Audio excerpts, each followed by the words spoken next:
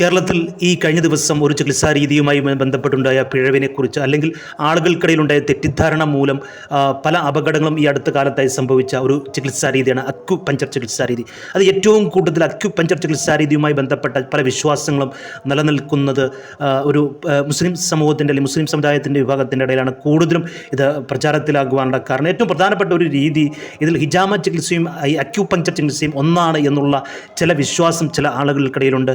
അത് തീർത്തും തെറ്റിദ്ധാരണയാണ്. കാരണം ഇത് രണ്ടും രണ്ട് രീതിയിലുള്ള ചികിത്സാ രീതിയാണ്. അക്യുപഞ്ചർ ചികിത്സാ രീതിയും ഹിജാമ ചികിത്സാ രീതിയും.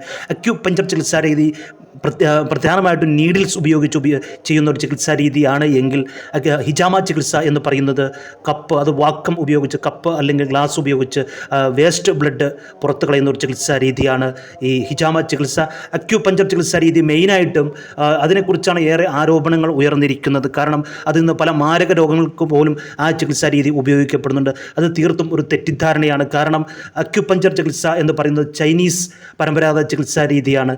അത് ഏറ്റവും കൂടുതൽ ഉപയോഗിക്കുന്നത് മൈഗ്രെയിൻ ചികിത്സയുമായി ബന്ധപ്പെട്ട് അതല്ലെങ്കിൽ ഈ ചെറിയ വേദന സംഹാരികൾക്ക്, സന്ധിവാദം അല്ലെങ്കിൽ മുട്ടുവേദന പോലുള്ള ചികിത്സാ രീതികൾക്കാണ് പരമ്പരാഗതമായി ചൈനയിൽ അത് ഉപയോഗിച്ചു വരുന്നത്. പക്ഷേ അതൊക്കെ വളരെ വളരെ വിദഗ്ധരായിട്ടുള്ള ആളുകളാണ് കൈകാര്യം ചെയ്യുന്നത്. പക്ഷേ ഇന്ത്യയിൽ പ്രത്യേകിച്ച് കേരളത്തിൽ അത് മിക്കവാറും ചെയ്യുന്ന ഈ സർട്ടിഫൈഡ് കോഴ്സുകൾ 6 മുതൽ 1 വർഷം വരെ നീണ്ടു നിൽക്കുന്ന കോഴ്സുകൾ പഠിച്ച ആളുകളാണ് ഇത്തരം ഈ ചികിത്സാ രീതിയിൽ ഏറ്റവും കൂടുതൽ ഈ കൂണ് പോലെ മുളച്ചു പൊന്തുന്ന കേരളത്തിലെ ഈ അക്യുപഞ്ചർ ചികിത്സാ രീതിയിലുള്ളത്.